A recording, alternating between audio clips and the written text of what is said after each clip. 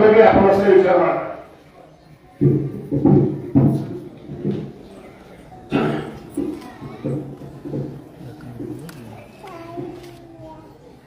हिंदवी स्वराज्याचे संस्थापक छत्रपती शिवरायांच्या तिथीप्रमाणे शिवजयंतीच्या निमित्ताने मंचावर उपस्थित असलेले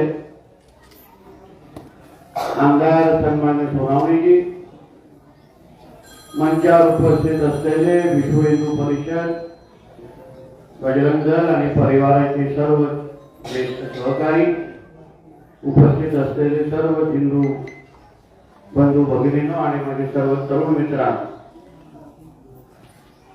आज हिंदवी स्वराज्याचे संस्थापक छत्रपती शिवरायांची तिथीप्रमाणे आज शिवजयंती साजरा होते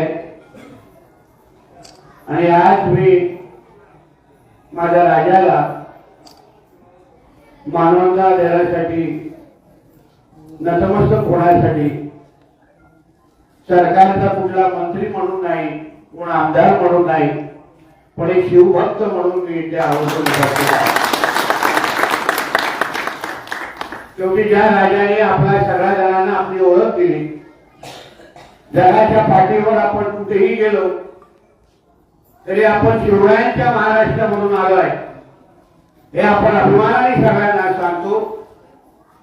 त्या या शिवजन्मभूमीमध्ये आपण मला बोलवलं, आज हा जो मान सन्मान दिला हे मी माझ्या आयुष्यामध्ये कधीही विसरणार नाही.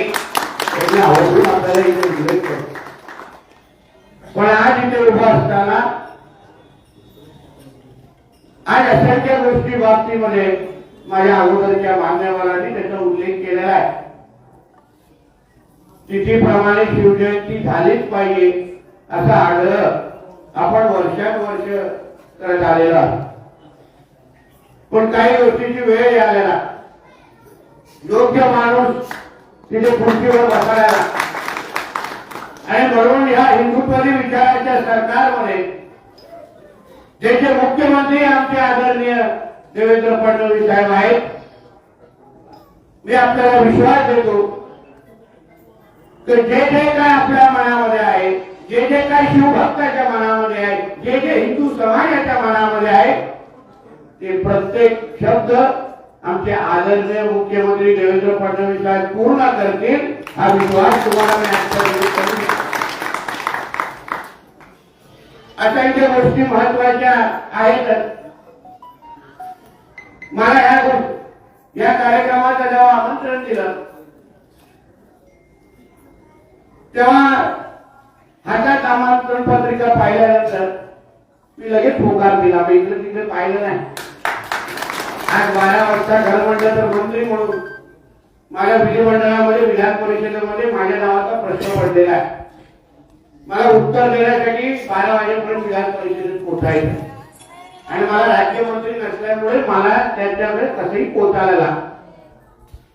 कारण का 2-3 दिवसापासून माझ्याच नावाने बोंबाबोंब फार जोराने सुरू आहे, म्हणून मी अगर तिथे पोहोचलो नाही तर बोंबलणाऱ्या लोकांना अजून ताकद भेटण्याची शक्यता आहे. मी तिथे गेल्यावर गप्प करण्याची ते सगळे औषधं माझ्याकडे असल्यामुळे मला वेळेत जाणं हे बंधनकारक आहे. पण तरी आज आवर्जून इथे यायची संधी मिळाली.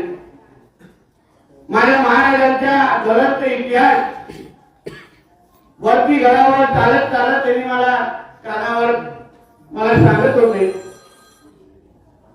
आणि म्हणून वारंवार जे आम्ही उल्लेख करतोय ते हिंदवी स्वराज्याचा संस्थापक ही ओळख आपण वारंवार सगळ्यांना सांगितली पाहिजे, जेणेकरून माझ्या राजाला जे काही सर्व धर्म समभाव राजा, सेक्युलर राजा बनवण्याचा जो काही ब्रिगेडी लोकांचा जो प्रयत्न सुरू आहे त्याला हाणून पाडण्याचं काम शिवभक्त म्हणून आपण सगळ्यांना करायला. मी काही दिवसा अगोदर जो काही विषय मांडला होता त्याच्यामध्ये काही बदल होत नाही. ते एकदा आपण बंदुकीच्या गोळीसारखे शब्द असतात, गेलेला शब्द आपण परत घेत नाही. तर काही इतिहास फक्त एकाच 4-5 टक्क्याला कळतं, आम्हाला कळत नाही असं कुठेच लिहिलेलं नाही. आम्हालाही इतिहास कळतो, आम्हालाही 4 गोष्टी कळतात. आम्हालाही माहिती देणारे सूज्ञ आहेत, ज्ञानी आहेत. महाराज त्यांना जास्त कळतात असं आम्हाला मानण्यापैकी आम्ही आहोत. म्हणून आमच्या राजाने, आमच्या राजाचा स्वराज्य किंवा ब्रिटिशांनी जेव्हा आमच्या राजाचा उल्लेख केला तेव्हा काय केला की हिंदू सेनापती म्हणून माझ्या राजाचा उल्लेख केलेला आहे. हिंदू सेनापती. आदिलशहाने अफजल खानाला माझ्या राजावर आक्रमण करण्यासाठी का पाठवलं? का जो काय फरमान आदिलशहाने काढलेला त्याच्यामध्ये उल्लेख केलेला की छत्रपती शिवरायांच्या कालखंडामध्ये इस्लाम धर्माचा ची वाढ कुठली असा उल्लेख त्यांनी त्यांच्या फरमानामध्ये केलेला आहे. या सगळ्या गोष्टी पुराव्या हे सगळे पुरावे आपल्या नजरेसमोर आहेत. तरी काही लोक काही दिवसापासून काही 4-5 आपल्या भाड्यावरती टाकली नावं काय घेत आहेत. ह्या मुसलमानाचं नाव घेतात, त्या मुसलमानाचं नाव घेणं बघा, हा होता त्या होता होते 4-5 सेवा विवाह करण्यासाठी होते. पण सैन्यामध्ये माझ्या राजाच्या सैन्यामध्ये एकही मुसलमान नव्हता. हे मी आजपण टोकपणे त्यांनी सांगू शकतो. आणि खरं आहे ते, खरं आहे ते, खरं आहे. त्याच्यामध्ये काय वेगळं आहे? आणि ते आम्ही आज काय वेगळं बोलत बसतात. संधी भेटली तर सभागृहामध्ये पण तेच बोलणार आहे. काय वेगळं बोलायला जात नाही.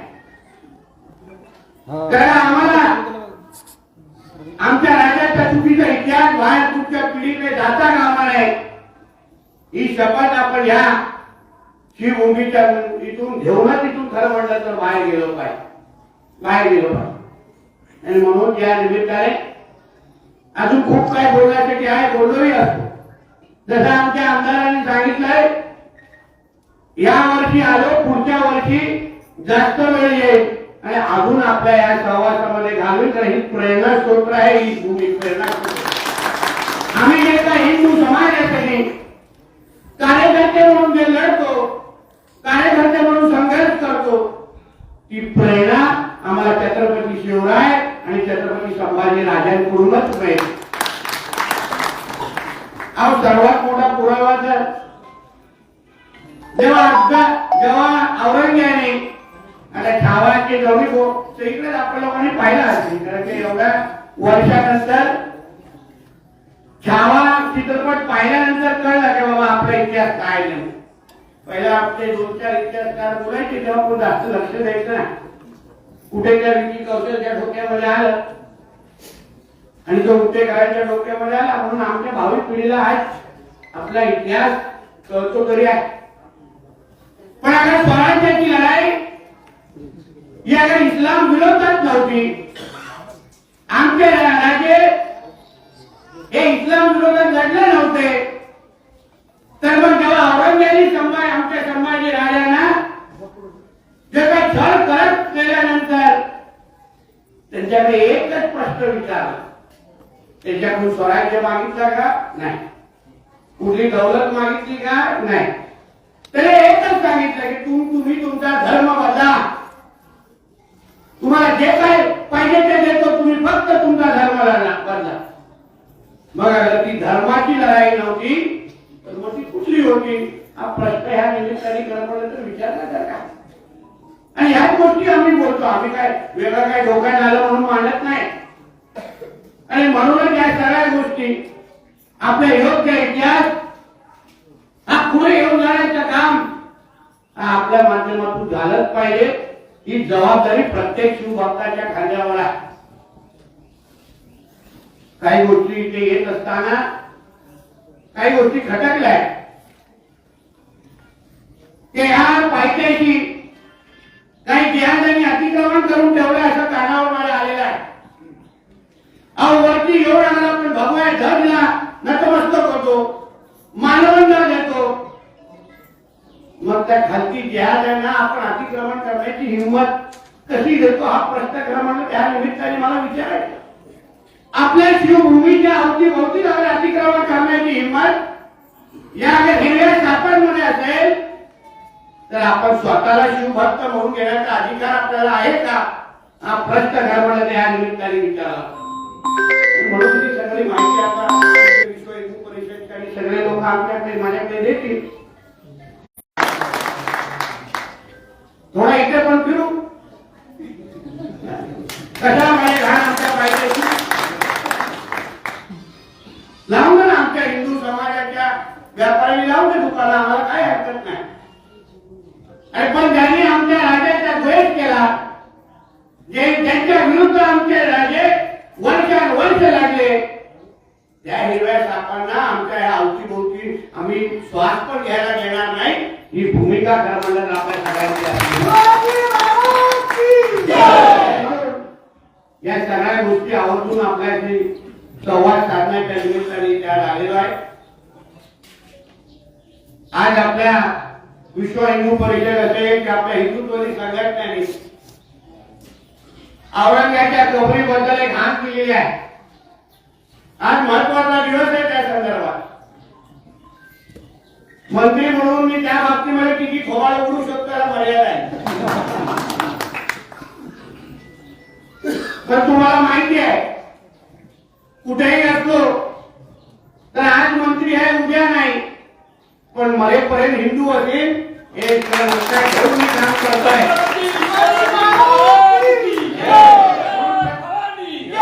प्रत्येकाने आपलं आपलं काम करावं.